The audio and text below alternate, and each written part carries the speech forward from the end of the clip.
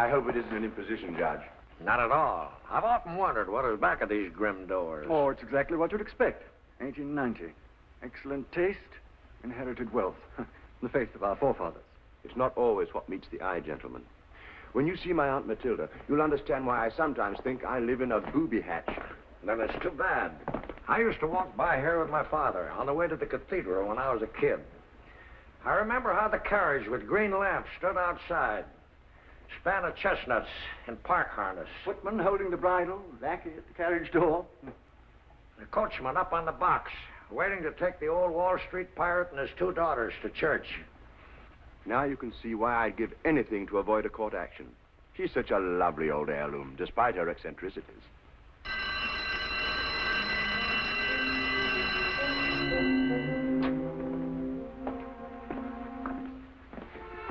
I always ring that gong, gentlemen, to warn people to stop talking about me behind my back.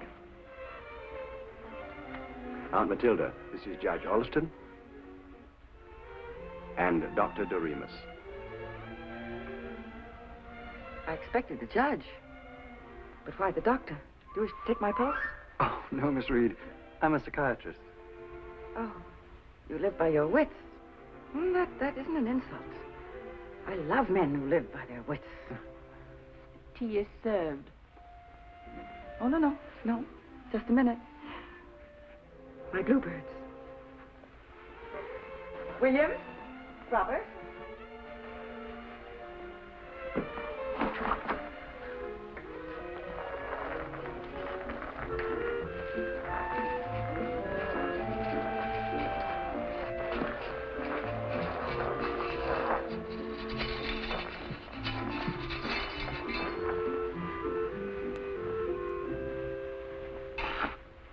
Now, ready?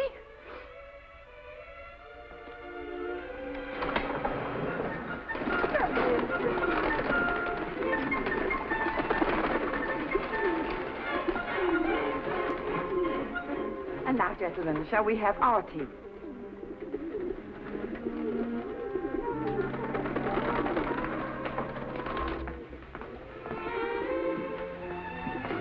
Doctor, over there, please. Judge Alston. Philip?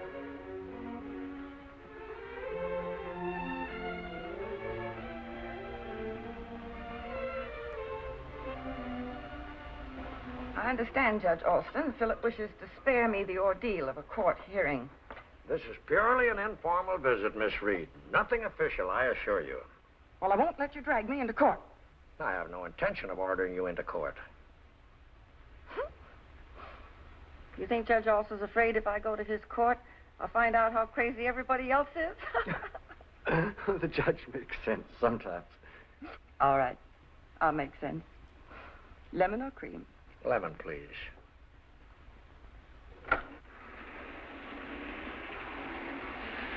Make mine cream.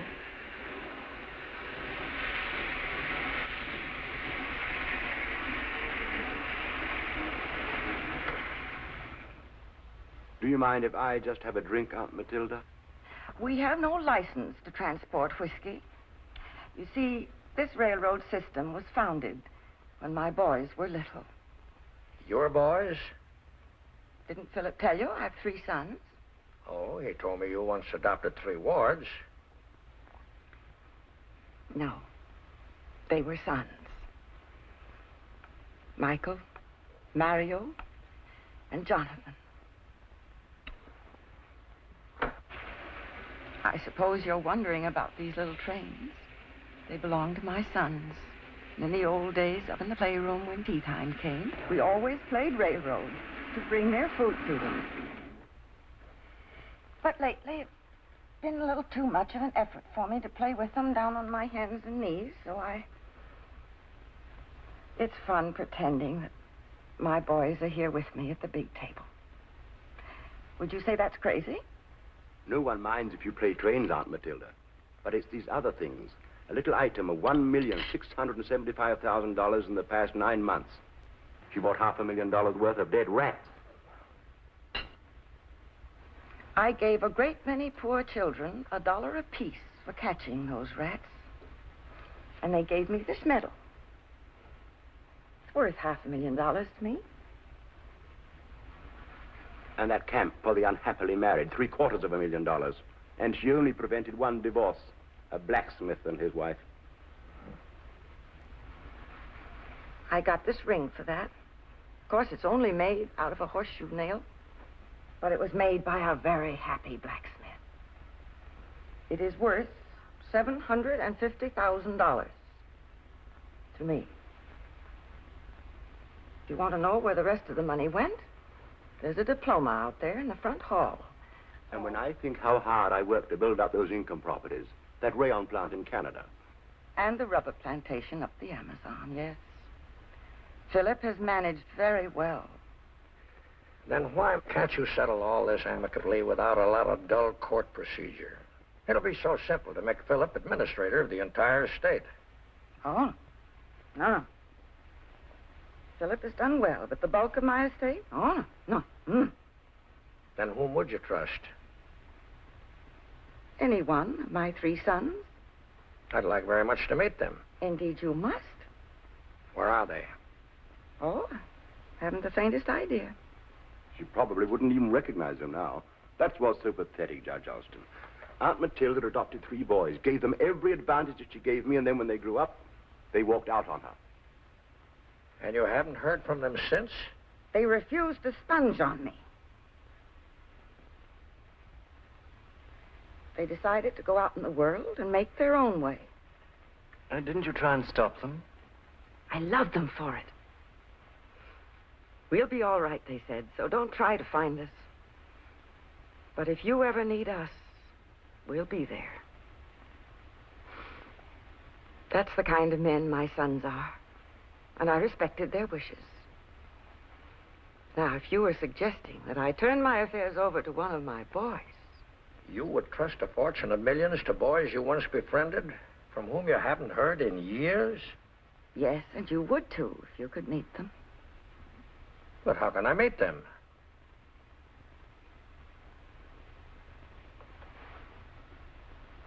Drop in for a cup of punch on Christmas Eve.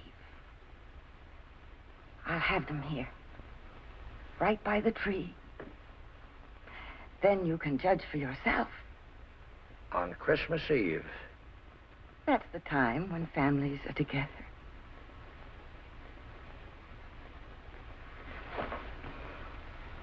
And now, gentlemen, if you'll excuse me, all this talk of money's made me a little tired. It was awfully nice of you, Miss Matilda, to let us drop in. Don't forget to be here on Christmas Eve. Good evening, Miss Reed.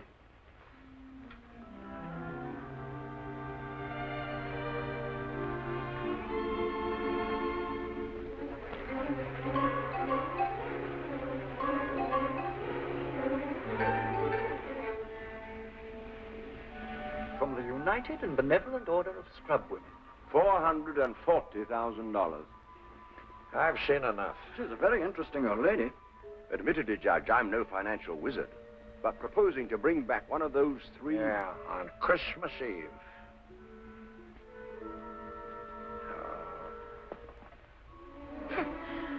Wouldn't even recognize them. That fast train, madam. That would be Mr. Michaels, wouldn't it? Yes. And if Michael knew what they were trying to do, he'd come speeding back to me. Fast. Michael always did like the fast things in life.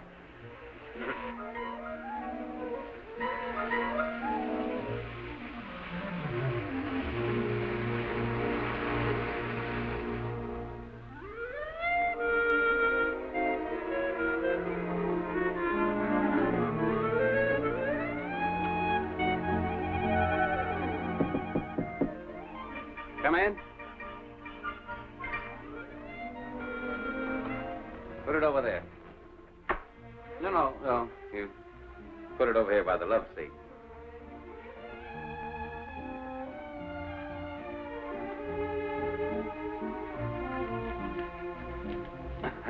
First, you'll have to come over here to get it. Thank you, sir.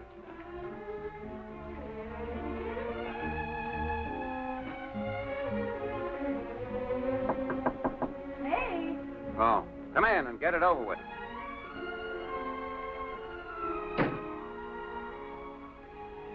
Must be a lot easier with snow on the ground. Well, you're going to make that maid lose her job. Silly boy. I told her I was your wife. You, expecting somebody? Natch. Who is she? Now, look. If you want a glass of wine, go on down to the bar, order a quart, and sign my name. I think you better order another glass. And another quart. Let's drink to it. So you are getting out of here, for good. Not me. Now, I told you yesterday we were through, finished. I love you. Yeah, I know. You told me.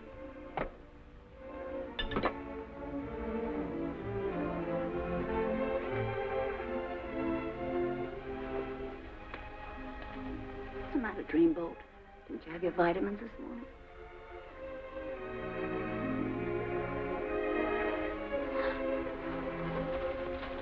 What's she got that I haven't got? I'll do anything for you. I'll learn to use those snowshoes. I'd jump off the highest mountain. I don't want you to jump. Just ride downstairs in the elevator by yourself. But quick.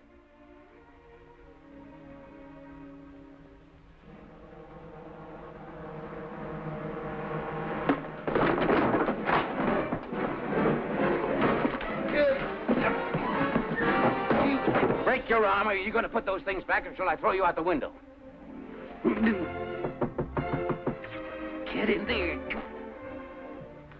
I'll get it, dear. Package from Mr. Michael Brooks from the jeweler in the lobby. Darling, this is how much I love you. Think about me while I'm on the way up. Don't stand there, slip him a buck.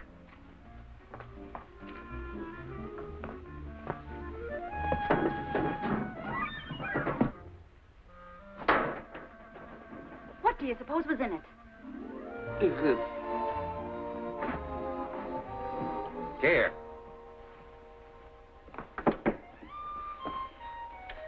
Harry. Oh. But, Michael, the room. I thought you'd be packed by now. Oh, well, she just came by to help me pack. This is my sister, Anne. Oh, how nice. I'm Harriet. I'm Michael's fiancée. Fiancée? Why, of course. Didn't you tell her we were going to be married this afternoon? Oh, yes, that's why I asked her around to tell her that we were going to get married. Well, we haven't much time, Michael. We wouldn't want to keep the minister waiting, would we? No, I'll say we wouldn't. Well, go ahead and pack. You pack him this time. Now I'll take it from here on in. Don't forget his long flannels. Why don't you thank her for the lovely present? Oh, darling, it's just what I wanted. A little gold locket with my picture in it. I loved it.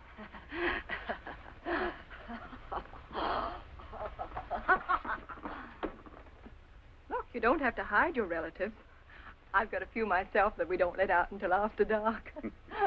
Don't mind me. I'm the orphan that Aunt Matilda didn't adopt. Some champagne, dear? Here, sis. Darling, you're too extravagant, but you're wonderful. Sapphires are my weakness. And this beautiful sable coat. Oh, just a few little wedding presents. Darling, I'm awfully sorry that she had to drop in here. If we don't get out of here, she'll try and go on our honeymoon with us. True. How true. That's grand. I'll tell Anne where to forward my stuff, and I'll just take an overnight suitcase.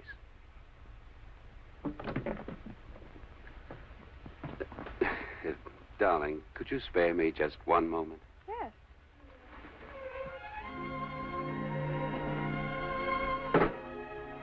What's the idea of bringing my clothes in here?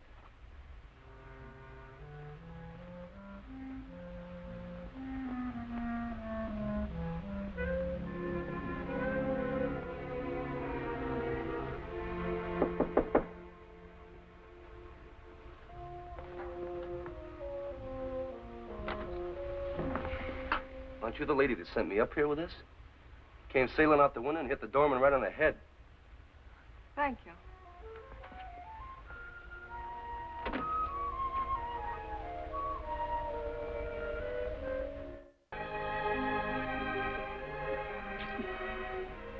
Now, is that nice? I'm supposed to be in here talking to my sister, and I'll have to go back in there with cherry pie all over my face. I'm not going to let you marry her. What's the matter with me?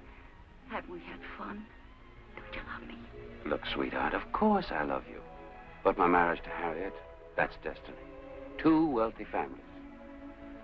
So, here I go. You're not going anywhere. I'm going out there and toss her through that big window. Come here. Come here. Come. Did you arrange things with your little sister? Everything's all set. What do you say we have a loving cup with Anne before we go? Not I. I wouldn't be a sister if I didn't tell this lady that she's making a big mistake. You're not the marrying type, Michael. I wouldn't say that, Anne. It's been my experience with husbands. He's the perfect marrying type. It may interest you to It may know. interest you to know. Ladies, please. All right. It may interest me to know that Anne's not your sister. Now, look, Harriet, I can explain everything. I'm terribly sorry about all this, Michael. The moment I laid eyes on you, I said, that's the guy.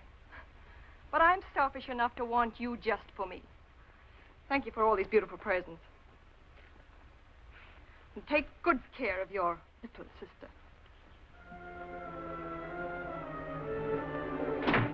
I knew she was yellow.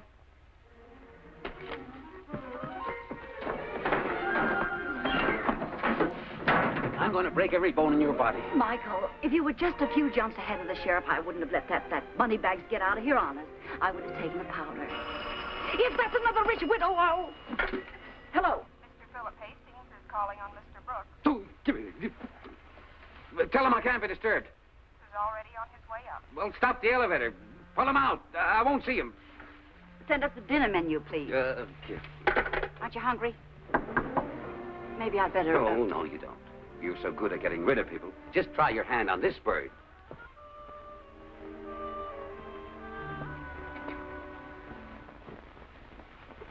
Where have you been all these years, Michael? I've been fine. I didn't ask you how you'd been. And I didn't say where I'd been. I wouldn't even have known that you were here. But I ran into Dickinson at the club the other night. He's president of the Madison Bank, now you know. Oh, well, Philip, we'll have to get together one of these days and hear about the boys. But right now... aren't you going to introduce me? Oh, this is Mr. Philip Hastings, Miss Ann Nelson. Philip is Aunt Matilda's nephew. That sort of makes you first cousins, doesn't it? Well, isn't this cozy? Won't you stay for dinner? The menu's coming right up. Philip is one of the busiest men in New York. He manages Aunt Matilda's estate. Only part of it. No, I really can't stay for dinner, Miss Nelson, but I never pass up the chance of a glass of wine with a pretty girl. Yeah.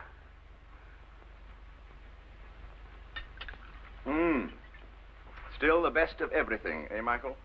Michael's got to have the best, you know. Now, Philip, an occasional bottle of wine.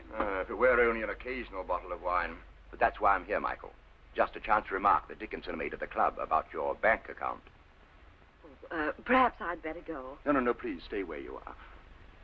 You see, Michael, Aunt Matilda's getting along. We just cannot put her through another shock. If that sainted old lady knew that Michael was back here in town and had cashed $75,000 in bad checks... Michael has been bouncing rubber? Well, Philip, I did have a deal. And I was about to wrap it up this afternoon, but something happened. I know, Michael, I know. You always have a rainbow just around the corner. He just can't go on doing things this way. He can't pay $32,000 for a sable coat. He can't buy sapphire wristwatches. Those things get around. Yes, and they usually get around the wrong people. Now, Philip, you know that you have to send money after money, and at the time, they seem like good investments. Can I help it if a pal ratted on me at the psychological moment that I was about to close the deal? Mr. Hastings, if I had known about this terrible expense... Oh, of course, my dear. I'm not criticizing you. But I know that you can get an elegant cloth coat, smart, for around $135. And a wristwatch to charm any girl for $49.50. All right. So I've got $75,000 worth of rubber smoking up the town. What are we going to do about it? I hope you won't go to Aunt Matilda. No. But about that deal I had this afternoon, I still think there's a chance that... Not a chance, Michael, not a chance. Who asked your opinion? Oh, please. I didn't come out here to start a squabble between a pair of lovebirds. You know, I almost envy Michael. Sapphires, sables, vintage champagnes. I sometimes wish I'd spent a little more money. I got those checks from Dickinson. $75,000 out of my own pocket. Philip, you? You picked up those checks out of your own pocket? I'd rather take the loss myself than involve Aunt Matilda. She's an old lady, Michael. It would kill her to read that you'd been put in jail. Philip, I'm going to walk into your office next week and buy those checks back. I hope you do, Michael. I'll just hold them for you. I enjoyed the wine.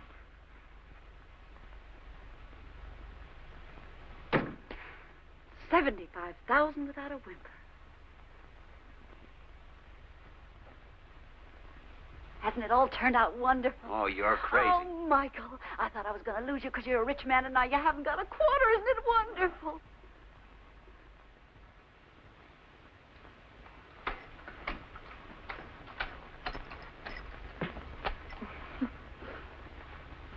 Thank you all for being kind enough to come here and humor the vagaries of an old woman. I'm sure that through this worldwide publicity, we shall find my 3 sons. And I hope the ghost of my sainted father will forgive me for having newspaper people in his house. Would you say Mr. Hastings, your nephew, was back at the surrogate's visit? Oh, the surrogate made it quite clear that his call was merely as a family friend. Well, in other words, Philip Hastings tried to put the pressure on you. Refreshments, madam. Well, let's go.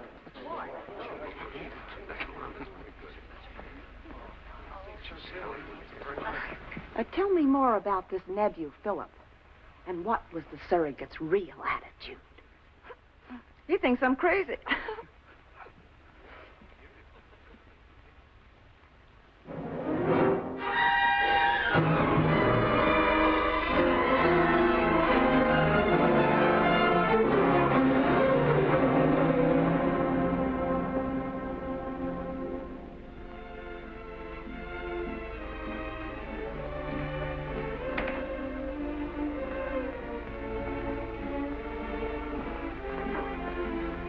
Morning, Mr. Brooks. Morning.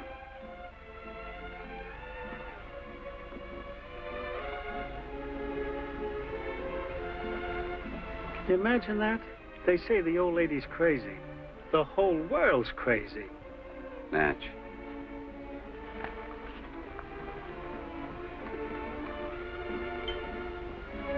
Read all about it in the papers, mister.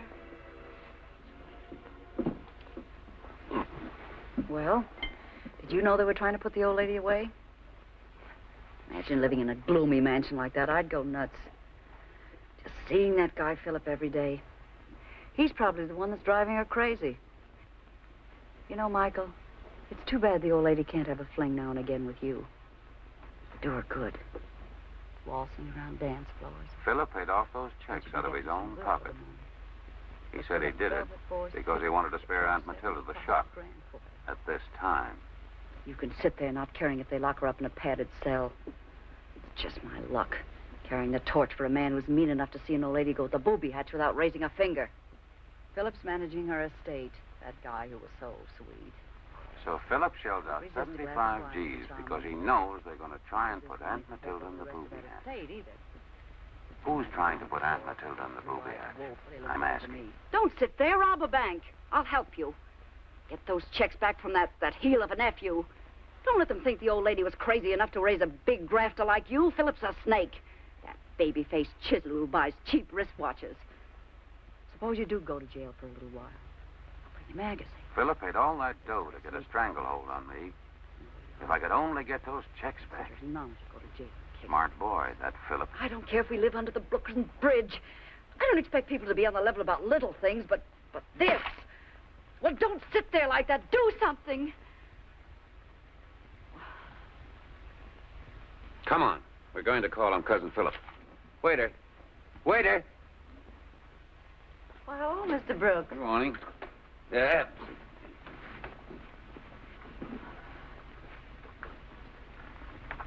You just sit here, baby, and learn all about the Navajo Indians. They'll be lucky to get out of here with their wigwams.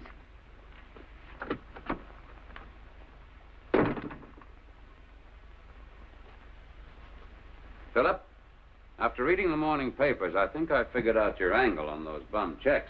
Well, the papers are wrong. I don't want any more responsibility about Matilda's estate than I've got. But, Philip, Don't come here accusing me of trying to take over more of Aunt Matilda's fortune than she's already heaped upon my shoulders. It turned my hair gray, making this rayon factory in Canada pay off. And that rubber plant up the Amazon. I got malaria there.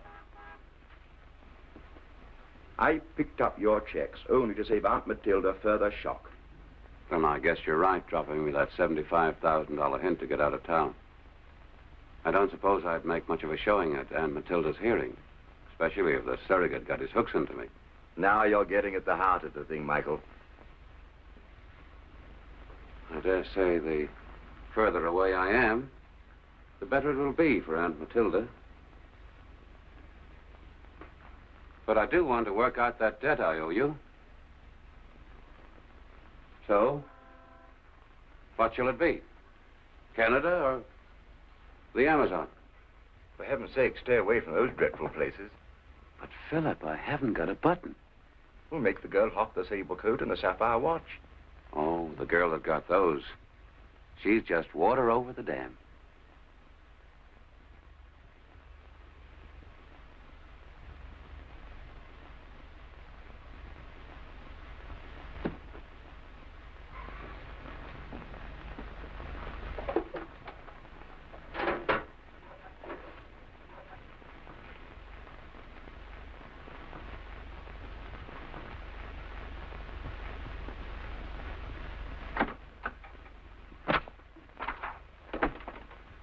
What'd you do with the body?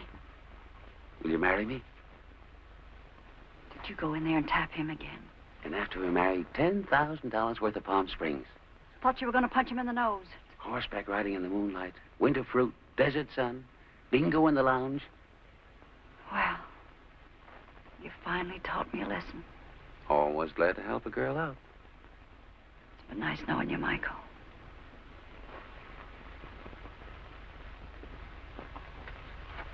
A 1,000 calls since you brought in the newspaper people. I make a friendly visit and suddenly find myself accused of trying to railroad you into an asylum. But I had to take a long chance. How else can my sons know that I'm in trouble? You wouldn't be in trouble if you'd only stop these eccentricities. But you don't understand. Dear Miss Reed, it is you who don't understand. If you make it appear that I'm trying to deprive you of your freedom in some sort of unethical way... I told you, Judge, that you can't stop her. You see, now the judge has got to take this into court. Don't put words into my mouth, Philip. If you persist in this hue and cry, you'll force me to do what I came here off the record to avoid. Then I assure you that I won't do it. And I'm very sorry if I've caused you any embarrassment. But don't forget that you promised to drop by on Christmas Eve. Yes, I promised. Providing you do nothing further... No, of course not. So don't worry about it. And I will have my sons here on Christmas Eve.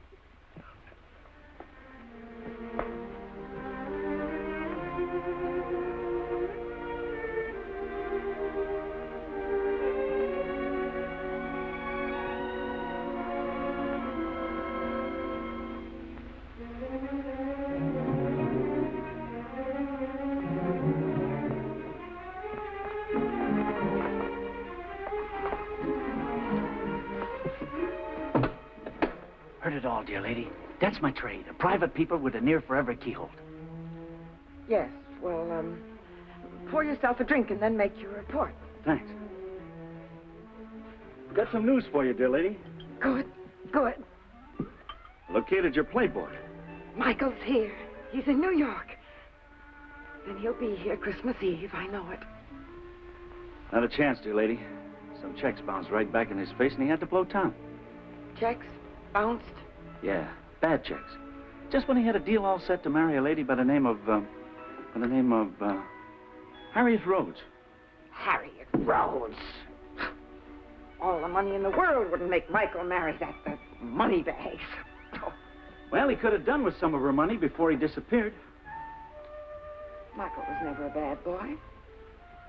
He should have come here. What about the others? What about Mario? I'm getting through to some pals of his. And they know where he is? Maybe they know, but they dumb me up. Huh? He ain't talking, see? But I'm working on it.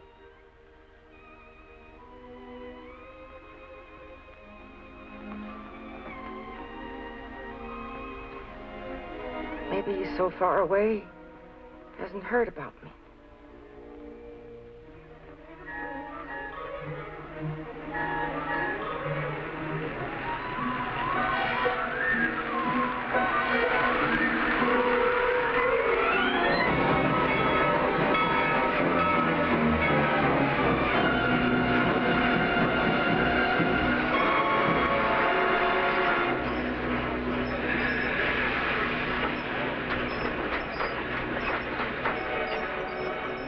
Darling. It's about time. I'll never go away again.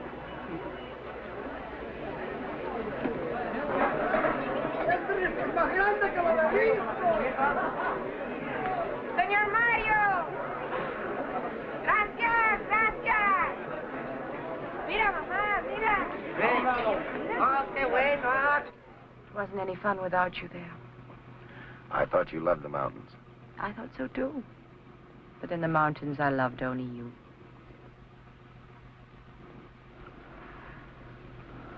Oh, we're not dining at your club tonight, darling.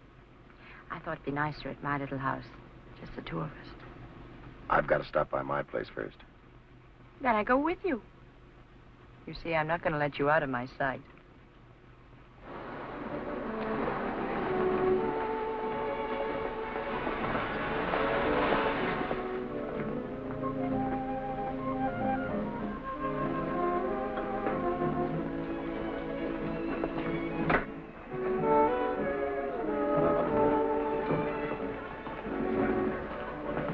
Talk to you a minute, Jack? Sure. Excuse me. There's an FBI guy in your office. I figured you didn't want anything like that waiting around outside. Tell him I'll be right in. Give me 2 minutes, please. All right, but not 1 second more. Sit down. Mm-hmm. Hurry.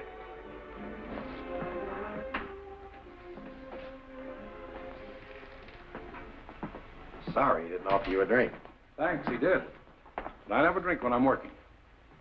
Thanks for warning me.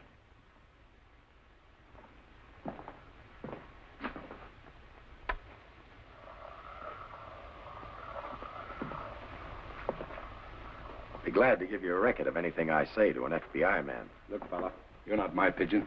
I didn't fly down here to nail you. You wouldn't like to be in New York? Walk into the Stork Club, see everybody? I've just seen everybody. She came in on the evening train. So if you'll make it snappy. I suppose you can guess the business I'm on down here. In my business, we don't play guessing games. Especially in front of the FBI. And besides, Go on, go on. Say the rest of it. I've no authority down here to make you guess. Saves me the trouble of asking you that. Still, it's a pretty good deal living in the States. Uncle Sam might appreciate your help. What help? Well, we need a little assistance. I'm no stooge for the cops. Here or anywhere else.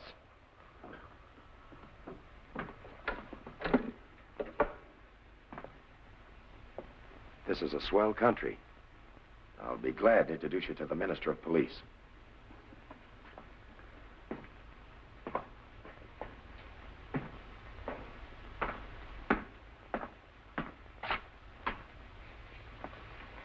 I forgot to ask you one question. You ever hear of Gus Reichman?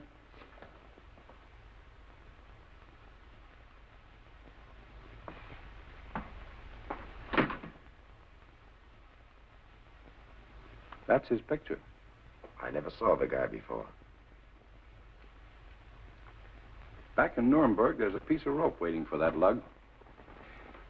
He salted away plenty down here before the war, but we're not interested in his dough. We just want to loop those 13 knots around this tricky devil's neck and let him jump off into space. Everybody wanted him, but he slipped through the back door of Europe. Could be he's headed for these parts. Wonder whom he'll try to contact. Would you like to make a guess? There you go with your guesses again. Seems to me you'd feel awfully good if you squared yourself back home. I'm satisfied here. Why would I want to go back? Well, that little old lady back in New York. Aren't you going to answer her call for help? What are you getting at? They're trying to get her fortune out of her hands. They're trying to say she's insane. You're lying.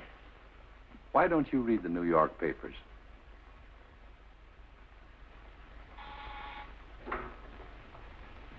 Show this man out. If you don't mind. This way, please. Not at all.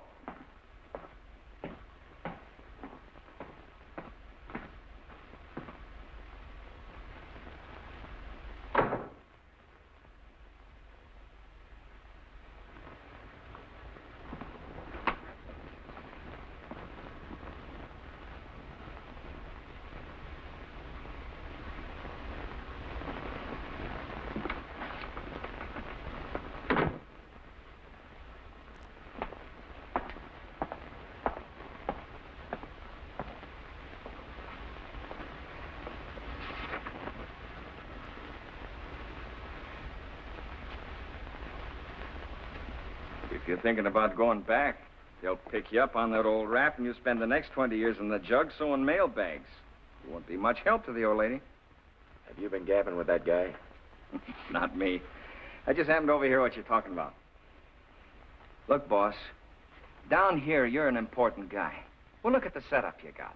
A big paying business, it's a swell life, and a wonderful girl. Well, even if the old lady is crazy, you'd be screwier than she is if you went back.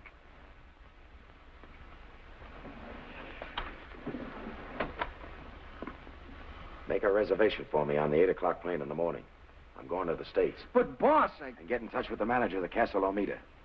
Find out if Claire spent the weekend at the mountains. I'm going home to change. Call me there. Okay.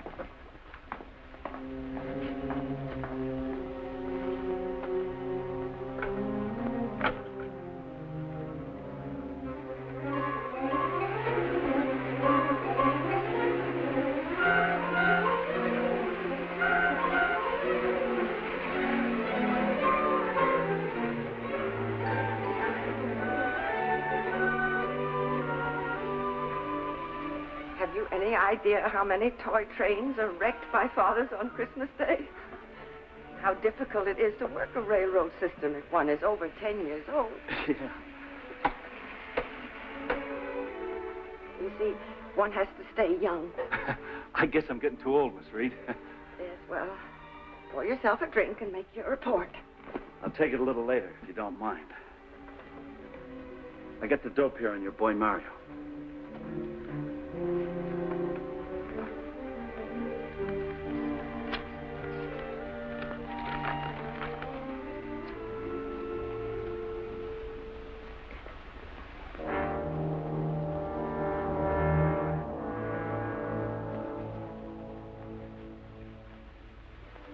Where is he now?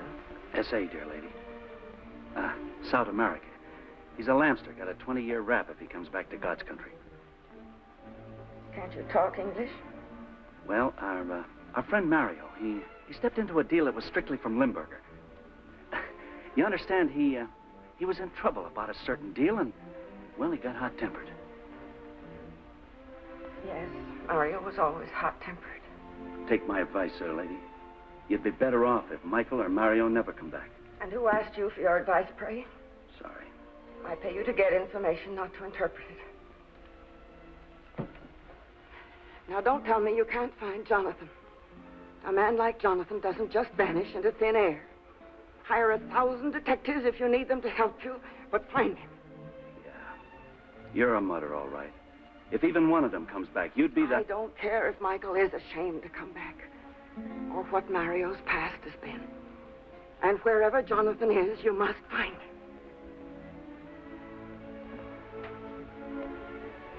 They've got to be here on Christmas Eve.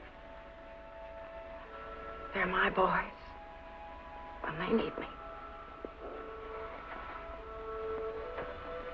They need me.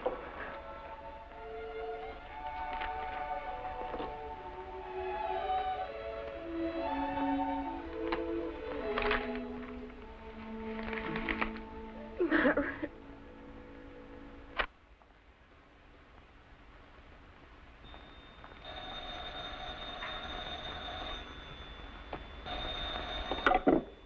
Hello? Hello, Mario? Yes?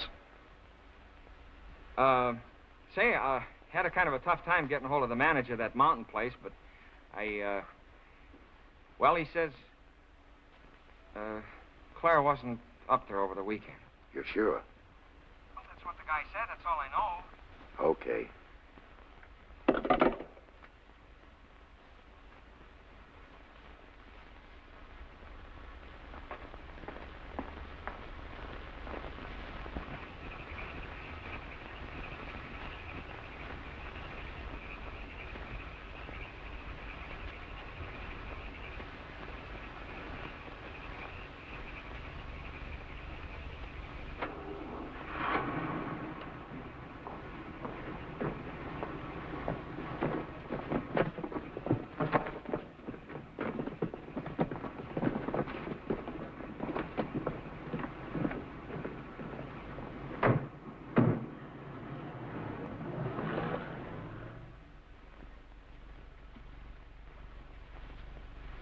Your obstinacy has become quite trying. I dislike using persuasive methods, but you force me to do so. You know nothing about the beautiful Fräulein. Really. Oh, I'm tired of hearing you say that. Such a lovely girl. So wealthy. Together you must have had such wonderful times spending her money. You don't know what I'm talking about. You don't know where the money came from that built your magnificent nightclub. You shut your eyes and thought it just grew. Now you are going to the States, taking the rest of it with you. And she'll meet you there later, perhaps. I don't know what you're talking about. What a pity. Let me refresh your memory. I sent her here with $10 million in cash and jewels. One day, I told her I will come also to enjoy our fortune together. I have come. But the money, where has it gone? Has it legs? Has it wings? Has it? How do I know?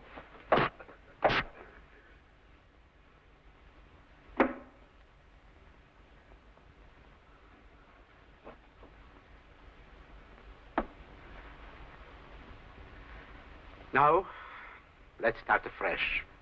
Think carefully. What has she told you about our affairs? Nothing. Look, Reitman, you can work me over, you can kill me. But how can I tell you something I don't know? Bring her in.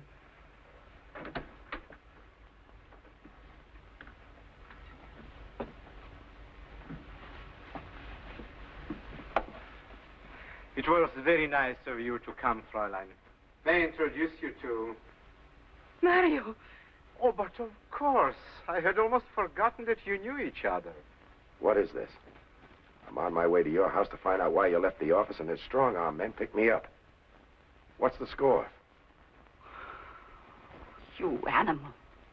Come now, Fräulein. If you had been more informative, this wouldn't have happened. I can be very persuasive. Stop it, Gustav. He knows nothing about you, nothing about your money. With two people as close as... Well, that's very difficult to believe. Is all this true? Yes. A guy in a fancy uniform and a smooth line, and you fell for it. What a hero.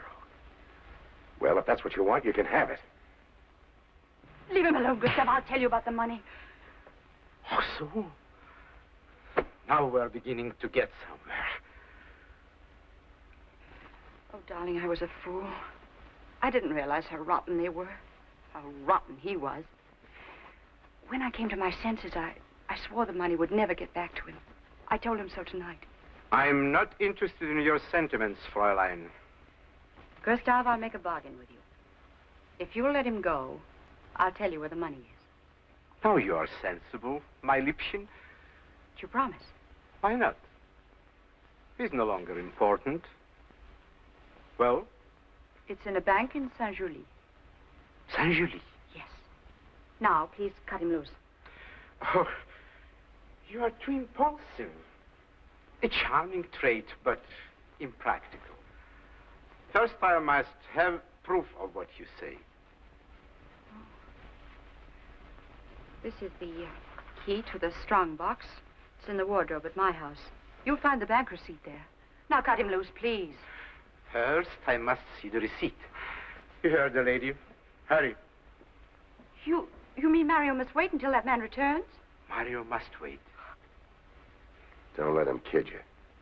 He isn't going to turn me loose. To let you go ashore and notify the authorities? Of course, I could put you ashore somewhere along the coast. But you won't. But I won't. But Gustav, you can't do this. You promised to let him go. Promises, my dear lady, are the counterfeit currency that inferior people exact from each other when unsure of their own strength.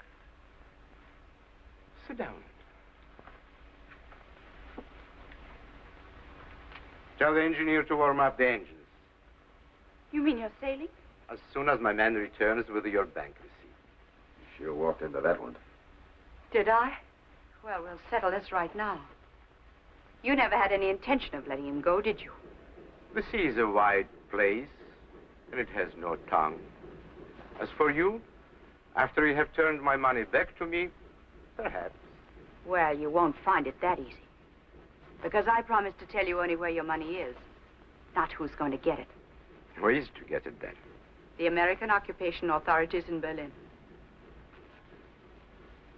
That's where I went over the weekend, to Saint-Julie, to make final arrangements for sending the money back.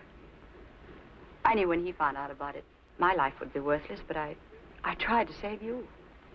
That's why I left your office, to make you think the worst of me. Keep you out of this. All I wanted to do, all I could think of was to get right with myself, to settle my score. Plug him up.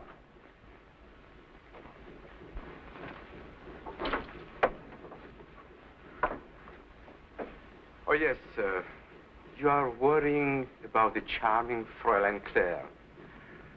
What will happen to her is something that I'm sure a clever man like you can well figure out. Sit down, please.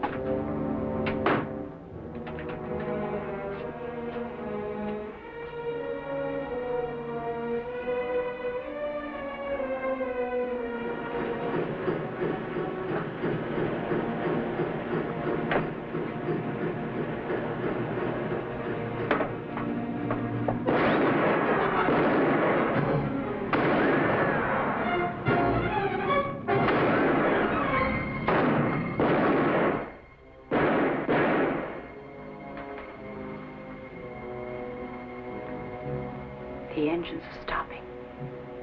Yes.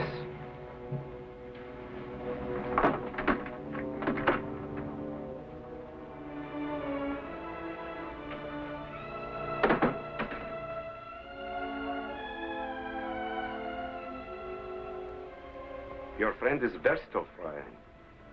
But when he tries to come in here, first you, then him.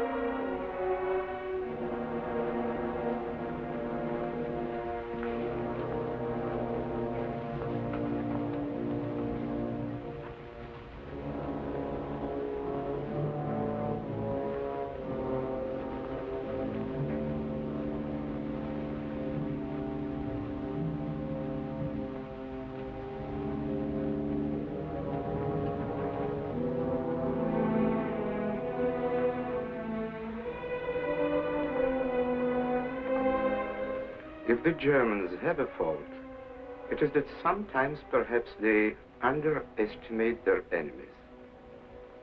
It will not happen again.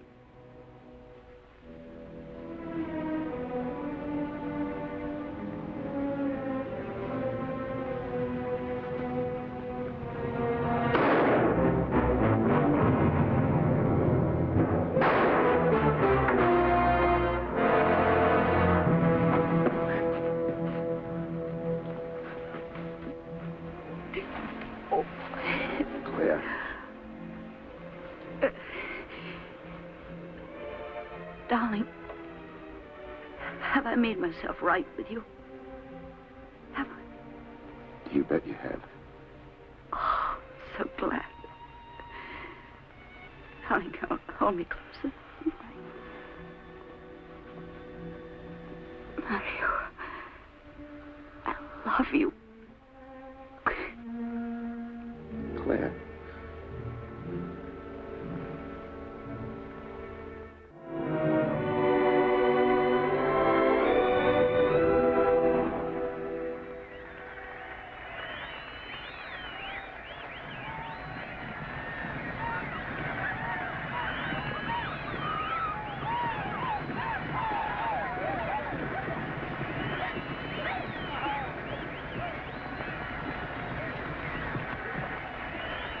Seen anybody that looks like him yet?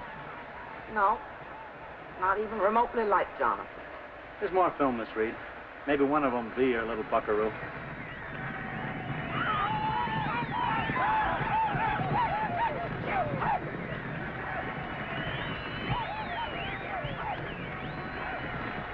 Jonathan! That's Jonathan. Look, William, there he is. Yes, madam, I see him. I see him. Oh, my, now, doesn't he look fine? Wonderful, madam, wonderful. Jonathan. Let us out of here.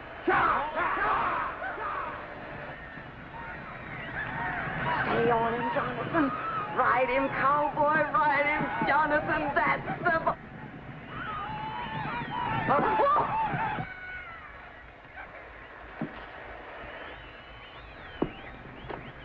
Get up off that ground, Jonathan, and ride him. Shall I rewind, madam, and run it again? We're going to run that 50 times. Yes, madam. What are you sitting there for? You found him, now go and get him.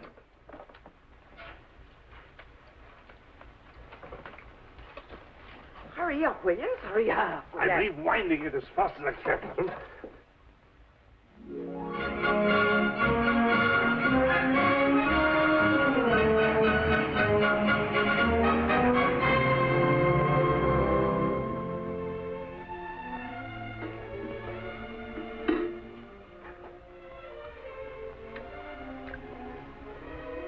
Perfect, Williams. It's a perfect Christmas punch. Thank you, madam. Oh, are there any further orders for Robert before we leave? Robert. Remember, Robert, when Williams brings Mr. Jonathan to the car, you must conduct yourself as though he had never gone away. Yes, ma'am. I even have the package of cents and to give to him before he kisses you. Well, he may not be ashamed of drinking now.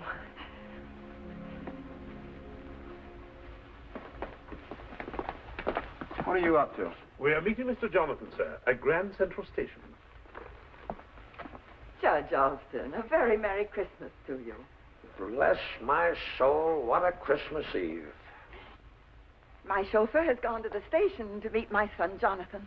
They'd better lead him blindfold past the saloons. And what about the others? Oh, they'll be here, I'm sure. Shall we drink a toast to their safe arrival?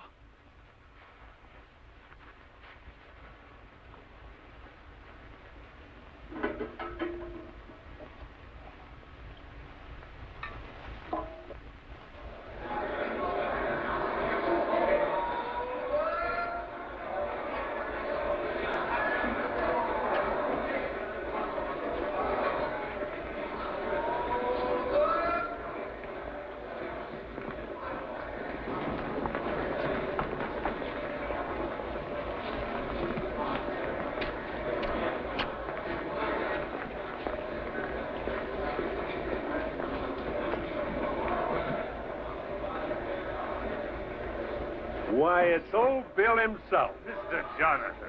How's Mom? Miss Matilda will be even better when she realizes how strong you are, sir. The car is...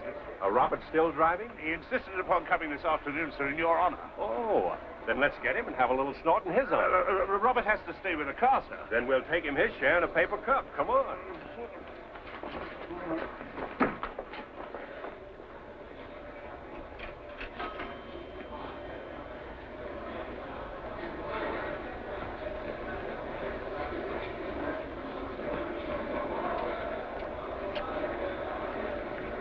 Sit down, Williams. Got any label whiskey? Give us 2 glasses full with an extra and a big paper cup to take out. It's against the law to take liquor off the premises, sir. Oh.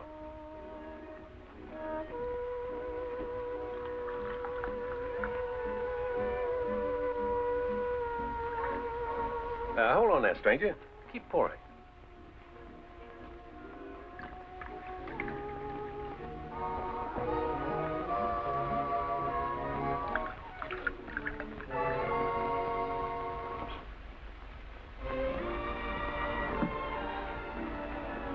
Oh, that ain't for Robert. Go on and drink it, Williams.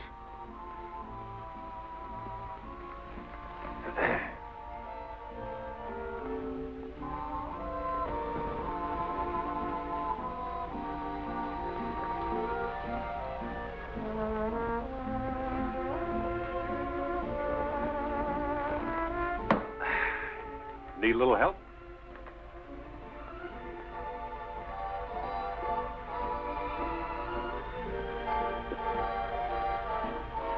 Shall we go now, sir? Oh, where'd we go? Liquor's good. Pretty scenery. Miss Matilda would be alarmed, sir. I forgot. Hey, partner. Keep the change. Come on, William. Thanks. Who'll give me $2 for this priceless bassinet, when for all we know, some great American might have been rocked to sleep in it? Perhaps even George Washington. $2. $2.04 bits. I bid $2.04 bits. $5. 4 bits isn't $4. All you had to bid was $2.06 bits. Going once for $5. Going twice for $5. $5.02 bits. $5.04 bits. $5.06 bits. It's yours. Going once for 5 6 bits. Going twice for 5 6 bits, and sold to the gentleman for $5.75. Here's $6. Keep the 2 bits to spray you through. Here's your priceless treasure, sir.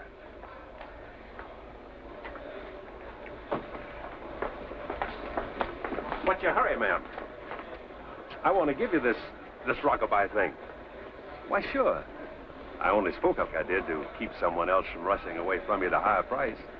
Besides, I wanted to meet you. Maybe you'll do, after all. Yes, I'll take a chance on you. A chance on what? What's the matter, ma'am? At 6 o'clock, I'm going to become a mother. Mother? And it's your fault. My fault? If I'm late. Oh, you won't be late, ma'am. I'll take you. Really, sir, your Aunt Matilda's waiting. But, Williams, I can't leave the lady. She's about to have a baby. Well, let's not be excited, sir. I've had 3 myself. Would you like us to call a policeman, madam? A policeman? Are you afraid to take me there without a policeman? Why, ma'am, I'll be glad to take you anyway. But really, sir, your aunt, I mean, we can never explain this to her. We haven't time to explain, Williams.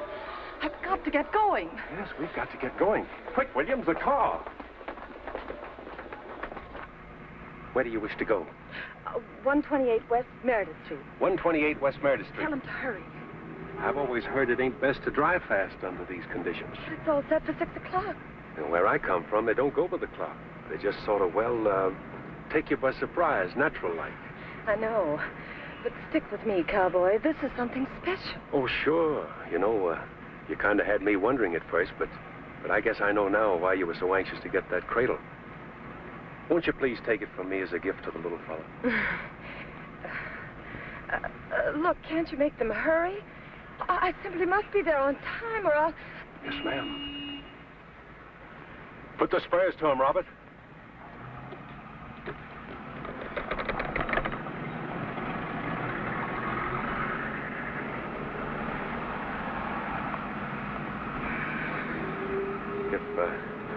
If you and your husband don't mind my saying it, ma'am, you're an awfully pretty little mare with My me. husband?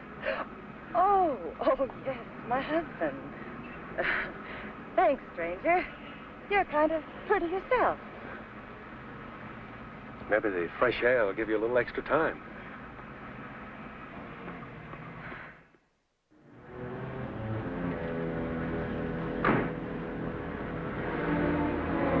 Mr. Jonathan. Be careful. She'll pin more things on you than she will on the baby.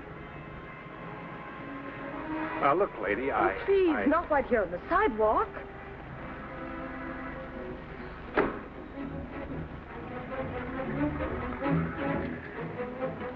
Give it a real ring. No, everything must be very discreet.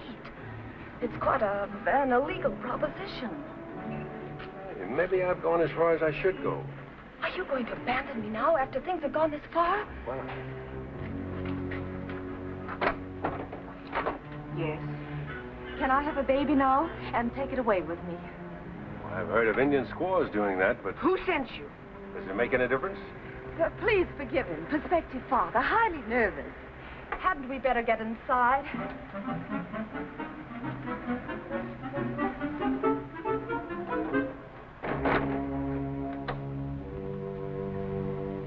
The doctor will be here in a moment.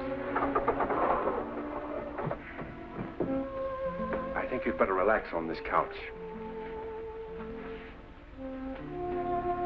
Oh.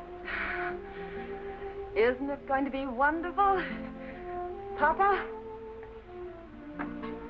What's this all about, Mama? We've come to adopt a baby. You must pretend to be my husband. Pretend? Well, that ain't hard. We must be a childless lone couple or they'll never let us adopt one. And that game you were playing at the station, that was just, Yes. Oh, please, play it my way, just 5 minutes. Don't you trust me? Sure I do. Just as long as you don't try to pin down my gun hand. Please, let's be a loving couple. My name's Jean. And mine's Jonathan. There are hopeless babies in this house, lying in their cribs defenseless. Every day it's some baby's turn to be sold across the counter to the highest bidder. It's a shame a girl like you has to buy one. Did you pick me out because I look I picked you out because you look the part of a big, tender-hearted hero. Ain't you putting too much jam on the bread? No, it's all in fun. I'm not complaining. I'm only doing this in case somebody's spying. I don't mind it under any circumstances. Care to make it a lifetime job? Now, don't let being a prospective father go to your head, stranger. Good evening. Howdy. Now, don't be bashful, Jonathan. We'd like to look at some of your yearlings. Who sent you here? We were told to say Max sent us to see Dr. Bunyan. I'm Dr. Bunyan. You see how it is, Doc. We've been married now 5 or 6 months, and we don't have a single baby. Oh, he means 5 or 6 years. I'm afraid I don't like your looks, madam. She doesn't like your looks either. But we didn't come to adopt you. Well, you threatened me in my own house? He's so quick-tempered, Doctor. It's because he's never had any children. I bid you good evening. Raise the hands to the perpendicular. I came here to buy my little wife a baby, and by golly, I'm going to buy one. Come on, honey, let's go to the corral and look at his stock. Jonathan, this is no way to go about adopting a baby. What makes you so trigger-happy? Put up that cannon before I take it away from you and spank your little hands. I'm sorry, Doc, but you know how it is with expectant fathers. I admit it's a little irregular, but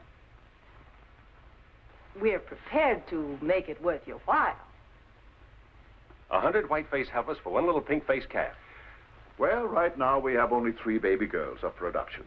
But you understand everything must be completely legal before we entrust you with a child. Well, you talk like a horse thief. Jonathan! Please, Doctor. Well, if you'll follow me, I'll let you look at our babies.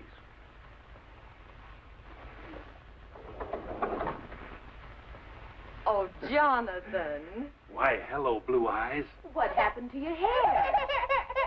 Oh. Why, it's time you were weaned and given the run of the range. Oh, they're all adorable. Don't touch the children, please. Oh, that's what they need. Someone like her to love them and kiss them. That's no way to hold a baby. Ooh, but the cattleman out my way wouldn't give to have you around.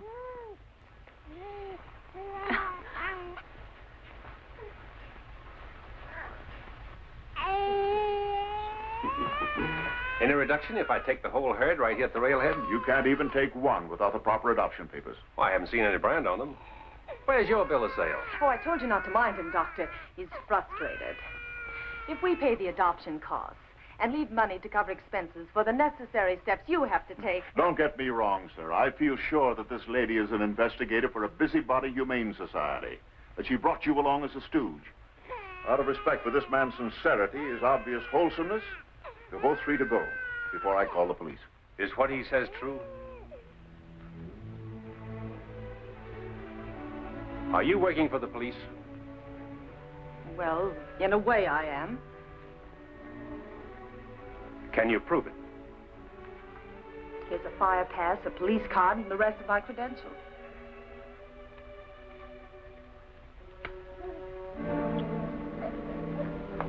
Now, let's see your doctor's papers. Well, if you'll come with me, I'll be glad to show you my credentials.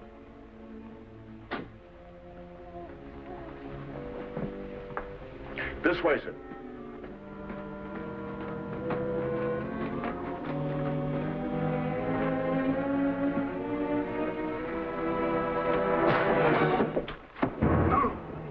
They have a car waiting outside. I'll take care of it.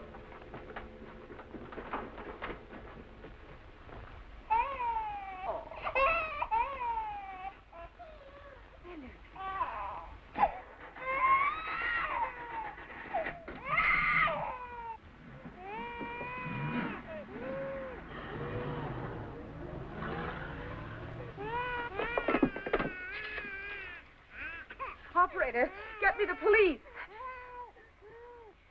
You nosy little rat, you. What are you trying to do, murderer? Come on, get her out of here.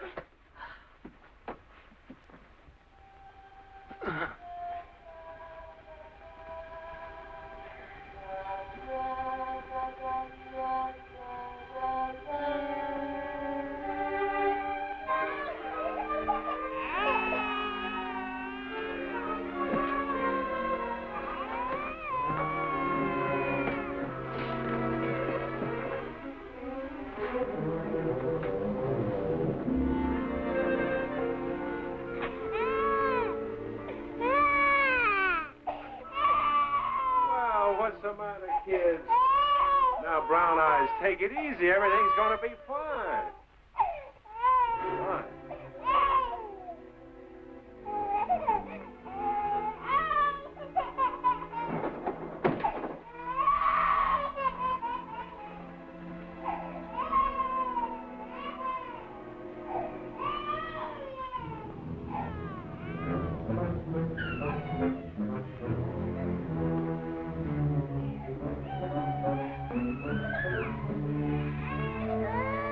Gene.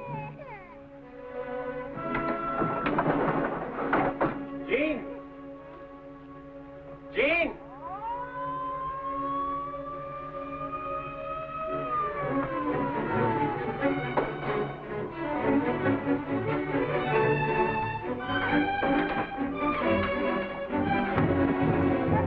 Look, girls, I can't leave you here. I know 3 other kids who were fished out of a joint like this.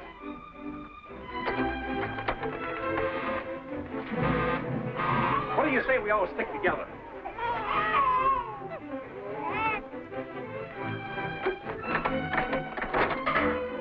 That's the girl, brothers. All right, boys, take it in.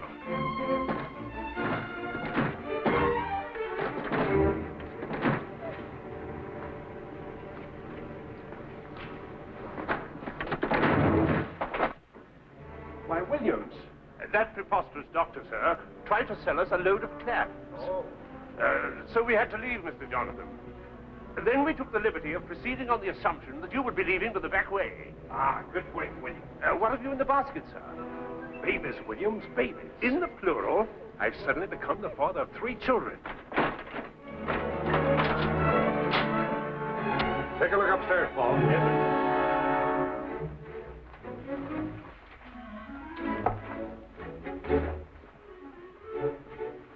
Find the light switch. Quick, Williams, let's get out of here. Certainly, sir. We shall take a powder.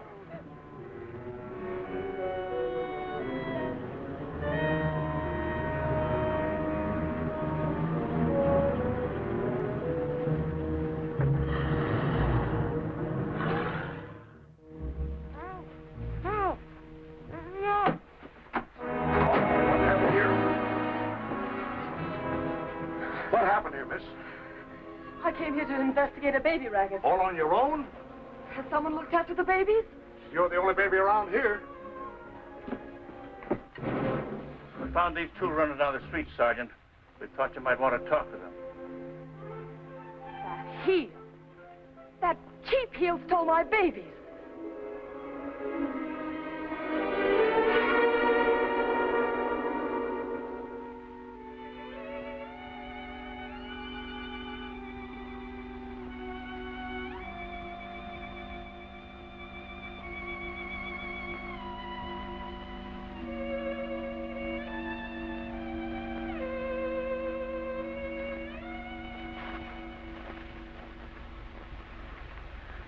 Miss Matilda, it's been an hour and a half.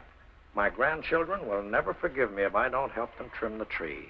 You can't go until my 3 boys arrive. I'm sure they'll... Philip, you must take good care of your Aunt Matilda in this terrible disappointment.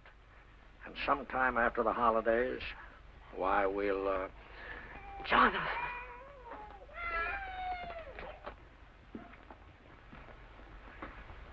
I got here, Mom.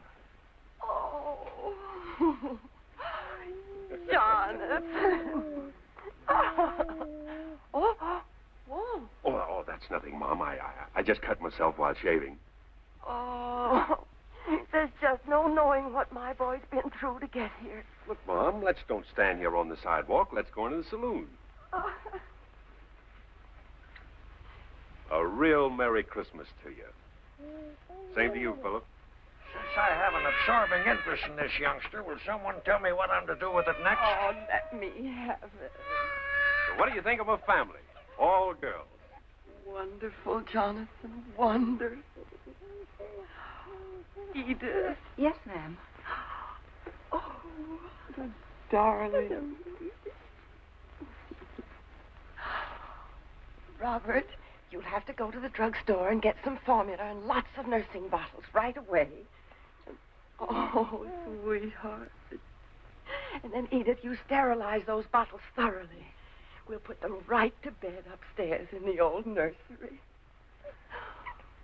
It'll be like old times, except there'll be 3 little fillies in the old corral. I'm sorry I'm late, Mom, but I had to swing my rope around those 3 little strays. Jonathan, this is Judge Alston. This is not the first time I've been face to face with a judge. Now, tell us all about your 3 lovely little girls. Well, Mom, it was this way. The only one I ever loved was a girl named Tricky. She got killed bulldogging a steer at the Pendleton Roundup. And when I went to bury her, my shovel hit a gold mine, a vein of pure ore, 3 feet thick. Now that I've struck it rich and got me a big 30-room house, I don't want to get lonesome, so I'm back here to pick up 10 or 15 head of children. Orphan children. Orphan children. Have you the proper adoption papers for these children? Can't they grow up without them? Yep. I'm very happy one of your sons got here. But, madam, now I must be going. There he is. Still wearing those phony cowboy clothes. Where are my babies? Well, aren't you interested in what happened to me with my skull broken open? No. Aren't you old Isaiah Bradford's granddaughter? Miss Matilda, I'm very sorry to intrude, but... Why, Gene, are you mixed up in this? I'm glad you're on the trail, too, Judge Alston. There's the meanest man in the world, a baby thief. Oh, now, look here, Gene. The judge knows all about my coming here to adopt a small herd of children to take to my place out west. Oh, why, you're not going to believe that, Judge Alston. You weren't even thinking of babies when I picked you up. Why, honey, you didn't pick me up. I just took you along for the ride. Going up there, pick up a few little mavericks and put my brand on them. Just out of gratitude for the way Aunt Matilda picked up her 3 little strays. Tell this madman, Judge, they're my babies. I need them for evidence. Evidence? What evidence? I was on an assignment for the Welfare Association. Adopt a child, pay for it, and crack open that phony baby adoption racket. But I needed a husband. And he looked so big and strong, and... What did you do with my babies? They're safe in bed upstairs in the nursery. Oh. Well, thank you for bringing them here. I'm sorry if I was a little rough on you, but you see, it just so happens I'm interested in babies. Why, ma'am, if you're that much interested in babies, it's time we get acquainted. You see how it is, Judge? And he's the best of the three.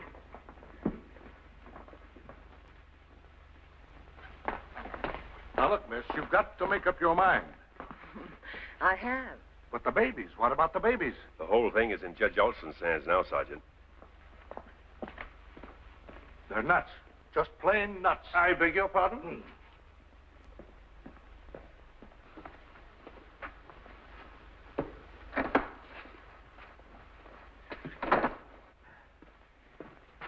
Why don't you go in there where it's warm with the rest of the screwballs? Because I like it here.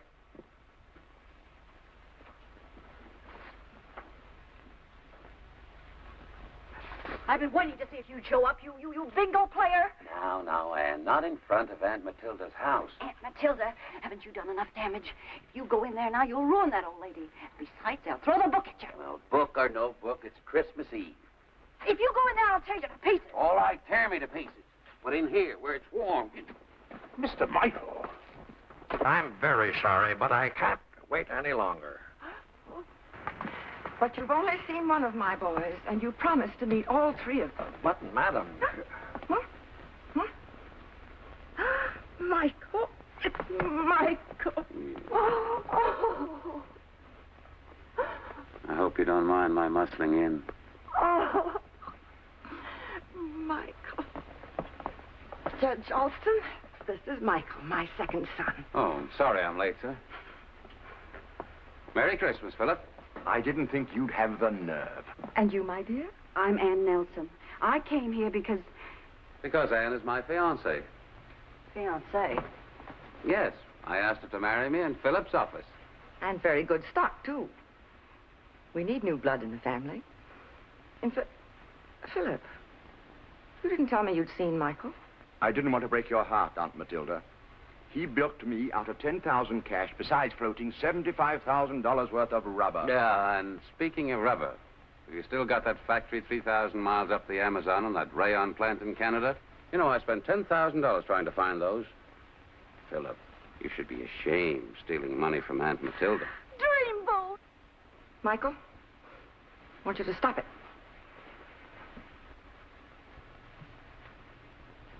There's no rayon factory in Canada. And there's no rubber plantation. I've known what Philip was doing all the time. But it's none of your business. That's right, Aunt Matilda. Make Michael stop picking on me. Judge Alston, if Philip had had the ability to go out in the world and make his own way, as my three boys have done, I wouldn't kick up all this fuss about turning everything over to him.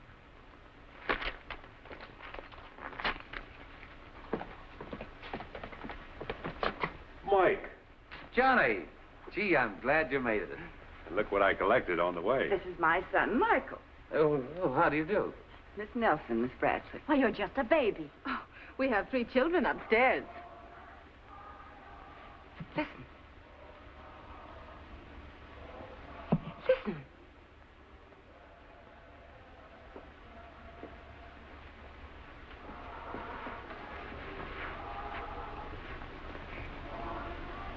Do you hear that music? What music? How Mario loves that song. Aunt Matilda sometimes has bells ringing in her head. Mario is here. I suppose I don't hear church bells either. Yes, now you do.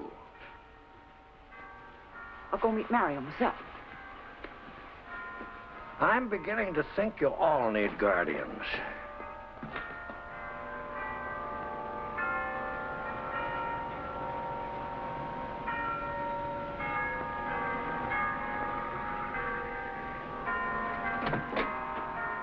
Mr. Mario. Merry Christmas, Williams. Thank you, sir.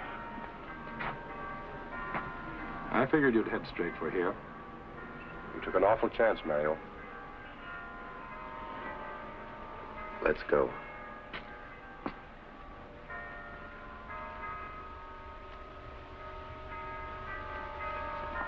A little later. It's Christmas Eve. Thanks. Come on in. I want you to meet a great lady.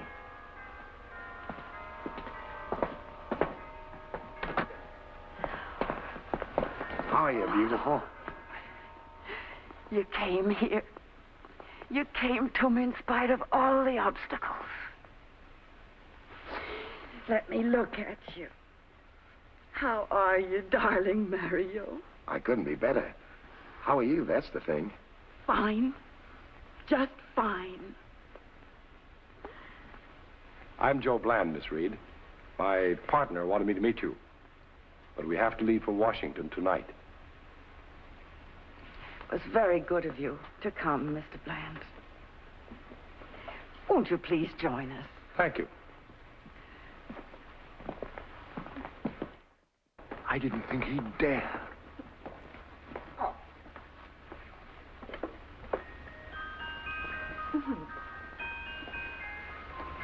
Hello, Philip. Judge Alston, this is my son, Mario. How do you do? How do you do, sir? And look who's here. Jonathan. Glad to see you. Well, glad to see you. Mario, I want you to meet Gene. How do you do? Well, Johnny, you still got an eye for him. He starts wearing blinders tomorrow. Michael. Good to see you, Mario. How are you? Fine. This is Anne, the future Mrs. Brooks. Oh, it's a pleasure. Shall we all have some Christmas cheer? Children, this is Mr. Bland. How do you do? Mario Williams made this punch from that fine old New Orleans recipe you sent me. Yes, Mario. This is one of your memories of New Orleans. A pleasant one for a change. But I have evidence here of some unpleasant memories. Oh, yes. Philip's always kept close tabs on me. Oh, come, children, please. This is Christmas Eve. And my dream has come true. All three of my boys are here. And here's a Christmas punch. I'd like to talk to you, Philip. Now, privately. Judge Alston, you know that diploma I got from the scrub women was for giving them 6 little clubhouses. Is that so? Well, I'm going to give them 6 more. Merry Christmas, everybody. Merry Christmas. Mario. Shut up. Philip, 10 years ago, I took a rat for you for that deal of yours in New Orleans. But, Mario... And you ran out on me. You left me holding the dirty end of a deal that I didn't even know you made. You had Aunt Matilda right in the middle of it. But, Mario, Aunt Matilda... Yes, Aunt Matilda. But I made it my business to get back here in time to stop you. But you're not going to turn me in now. I wouldn't let you hurt her 10 years ago. I'm not going to let you hurt her now. No, I'm not going to turn you in. Thank you, Mario. I knew you wouldn't. Philip, we're both leaving town tonight, but you're going first. Where's your hat and coat? And I still don't see how my partner ever got out of it alive. It was really the most...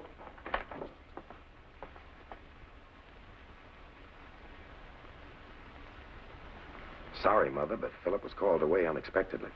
Oh. Well, I must run along. Good night, and Merry Christmas. Good night, Mr. Bland, and thank you. Pick you up later, fella. I'll be here. Wonderful, wonderful, wonderful. Mr. Bland has told us all about Mario, and Jonathan lives in a gold mine, and Michael has found himself a fine wife. And now I want to wish a very wonderful old lady a Merry Christmas. Thank you. Thank you so much, and the same to you, Judge Alston. Good night, all. Good night. Good night. Wonderful, wonderful, wonderful. A broken-down rodeo rider who had to sell his saddle to buy a Christmas dinner. And a Beau Brummel who'll probably wind up in a garret, just as the original Playboy did.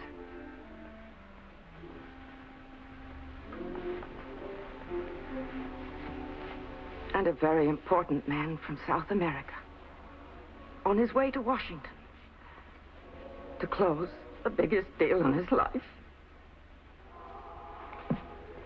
I told my partner he'd meet a great lady. Dinner is served. Thank you, Williams. Well, run along, children, run along. You heard what Williams said.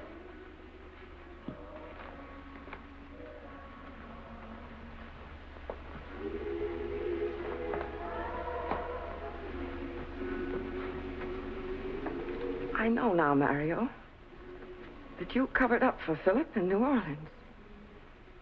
But I'm sure everything is going to turn out right.